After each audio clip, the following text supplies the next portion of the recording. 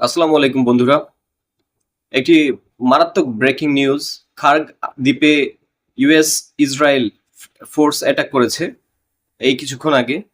খার্গ থেকে অনেক বিস্ফোরণের শব্দ পাওয়া গেছে। ইন্টেলিজেন্স সূত্রে নিউজ এজেন্সিগুলো খবর দিচ্ছে যে খার্গ দ্বীপে ব্যাপক হামলা হয়েছে, ব্যাপক অগ্নুৎপাতের সূচনা হয়েছে ওখানে।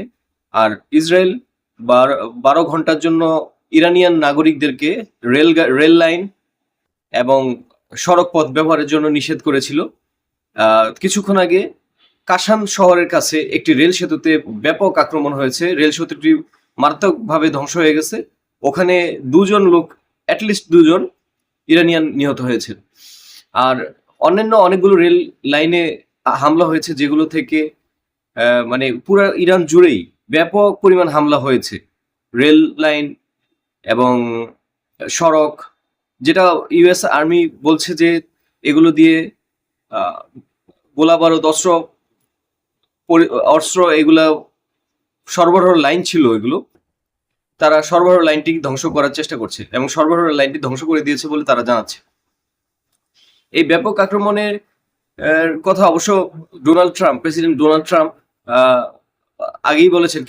আজকে দিনের প্রথম ভাগে বলেছিলেন যে ইরানের উপরে এমন হামলা হবে যদি তারা ডিলে না পৌঁছায় আগামী 24 আওয়ার্স বা 48 আওয়ার্সের মধ্যে, তাহলে তাদেরকে মানে ধ্বংস করে দিবে, একদম পাথর যুগে সরিয়ে দিবে, যেখান থেকে আর তাদের ফিরে আসা এই সভ্যতাটি শেষ হয়ে যাবে, আর কখনো এটি ফিরে আসতে পারবে না। এই বক্তব্য ছিল প্রেসিডেন্ট ডোনাল্ড ট্রাম্পের। প্রেসিডেন্ট ডোনাল্ড ট্রাম্প অনেক ক্ষিপ্ত এবং মানে তার স্বভাব সুলভ যে আচরণ, তার থেকেও বেশি আরো ক্ষিপ্ত হয়ে তার ট্রুথ সোশ্যালে পোস্ট করেছে, যেটা তার নিজের দেশেই ব্যাপকভাবে সমালোচিত হয়েছে। সিএনএন শুনলাম যে একজন নিউজ অ্যানালিস্ট বলছেন যে যুক্তরাষ্ট্রের ইতিহাসে একটি ম্যাড প্রেসিডেন্ট এবং ব্যাড কমান্ডার ইন চিফ এসছে। এটা আসলে তাদের কথা তারা বলেছে, কিন্তু যাই হোক না কেন, হয়তো ডোনাল্ড ট্রাম্পের সামরিক স্ট্র্যাটেজিটাই এরকম, কমান্ডিং স্টাইলটাই এরকম। কিন্তু যেটা যেটা ইরানের জন্য তার হুমকিটা যদি আজকে সে বাস্তবায়ন করে, তাহলে ব্যাপক ধ্বংসযজ্ঞ ইরানে হতে পারে। এটা নিয়ে আসলে কোনো দ্বিধা নেই। ইরানকে শেষ পর্যন্ত মানে এটা হতে পারে তার একটা টেকনিকটা কি, যে কোনো একটা ডিলে আনার জন্য, ইরানকে চাপে রাখার জন্য ব্যাপক পরিমাণ ক্রুজ মিসাইল, যেগুলো সারা পৃথিবী থেকে বিভিন্ন ঘাঁটি থেকে এনে দিয়াগো গার্সিয়াতে জড়ো করেছে ইউএস আর্মি। যেটার আমি তো আগের ভিডিওতে বলেছি যে 2000 ক্রুজ মিসাইল, যেগুলোর ব্যাপক ধ্বংস ক্ষমতা আছে, এইসব দিয়ে ইরানের উপর হামলা করার প্রস্তুতি যুক্তরাষ্ট্র নিচ্ছে। সারা পৃথিবীতে যেসব ঘাঁটি আছে সেসব ঘাঁটিতে অনেক মিত্রদেশী ঘাঁটিগুলো ইরানকে হামলা করার ব্যাপারে ব্যবহার করতে দিচ্ছে না আমেরিকাকে, কিন্তু তারা ভারত মহাসাগরের দিয়াগো গার্সিয়া থেকেই হয়তো ক্রুজ মিসাইলগুলো নিক্ষেপ করার জন্য প্রস্তুতি নিচ্ছে। এই জন্য জাপান এবং দক্ষিণ কোরিয়া থেকে ক্রুজ মিসাইলগুলো নিয়ে আসছে। আমেরিকা থেকে মজুত করা ক্রুজ মিসাইলগুলো নিয়ে গেছে। মোট 2450টি ক্রুজ মিসাইল আছে, যার মধ্যে 2000টি তারা ব্যবহার করার চেষ্টা করছে। এই আজকে হয়তো আজ রাতে বা আগামী 2-1 দিনের মধ্যে এগুলো তারা ব্যবহার করবে, করে ইরানকে একটা ব্যাপক ধ্বংসযজ্ঞ চালিয়ে যুদ্ধটা শেষ করার চেষ্টা করবে এবং ব্যাপক পরিমাণ চাপ একসাথে দিয়ে আমার মনে হয় যে এই একটা স্ট্র্যাটেজিতে এনে যে ইরান যেন বাধ্য হয় তাদের সামরিক যে পর্যায়ে আছে এখন, সেই পর্যায় থেকে নিজেদেরকে উইথড্র করতে বা একটা ডিলে আসতে, সেটা চেষ্টা করছেন উনি। ইরানকে পাথরের যুগে ফিরিয়ে দিবেন, এগুলা তো কন্টিনিউয়াসলি গত যুদ্ধের শুরু থেকে এখন পর্যন্ত বলে আসছেন। এখন লেটেস্ট যেটা, সেটাতে তারা বলছে যে আজকে রাত্রি হতে পারে ইরানের জন্য ভয়ঙ্কর রাত এবং এই একটি সভ্যতার শেষ। জানি না আজকে রাতে কি করতে চান উনি, তবে সেই লক্ষ্যে তাদের যে প্রাইমারি হামলা, সেটা মনে হয় শুরু করে দিয়েছেন তারা। তারপরেও আমি মনে করি যে বা যেভাবে খবরগুলো আসছে তাতে বোঝা যাচ্ছে যে তাদের মধ্যকার দুই পক্ষের দ্বিপক্ষীয় যে একটা ট্রিটি বা অ্যাকর্ড করার চেষ্টা, সেটা কিন্তু থেমে নেই। সেটা হয়তো আছে গোপনে গোপনে, কিন্তু এই সবকিছুই শর্তটা যেন আমেরিকার পক্ষে যায়, যুক্তরাষ্ট্রের পক্ষে যায়, সেজন্যই এই হামলাটা পরিচালনা করার মনে হয় প্রস্তুতি নিচ্ছে তারা।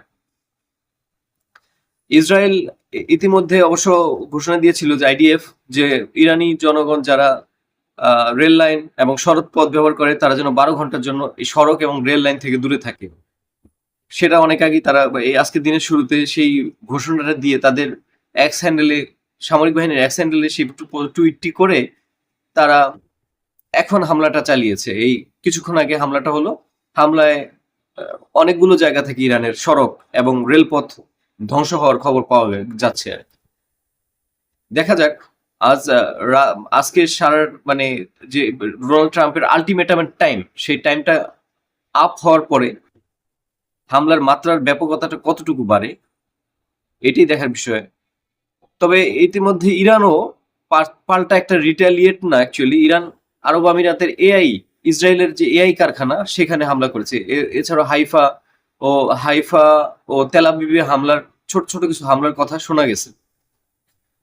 যুদ্ধের পরিস্থিতি এখন পর্যন্ত যা, তাতে খুব সম্ভবত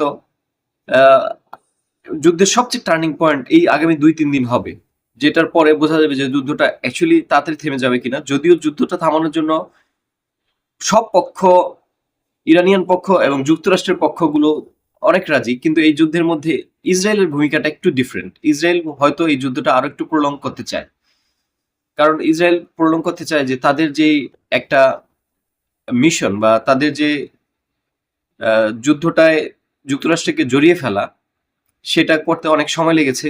আর এই পরিস্থিতিটা তৈরি করতে তাদের যে সময় লেগেছে, তাদের যুদ্ধটা প্রলং না হলে তাদের পরিপূর্ণ লক্ষ্য আসলে হাসিল হচ্ছে না।